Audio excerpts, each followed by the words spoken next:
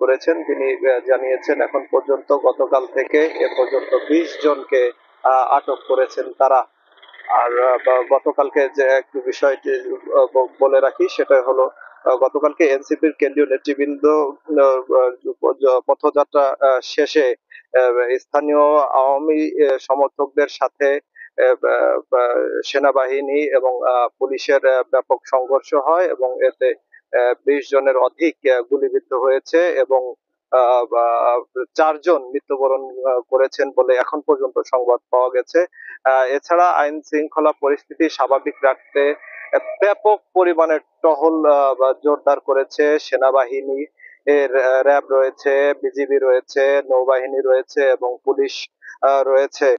তারা গোপালগঞ্জের বিভিন্ন সকল গুরুত্বপূর্ণ পয়েন্ট গুলো রয়েছে, সে সকল গুরুত্বপূর্ণ পয়েন্টে টহল বাড়িয়েছে এবং সাঁজোয়া যান নিয়ে কিন্তু তারা এই টহল গুলো দিচ্ছে।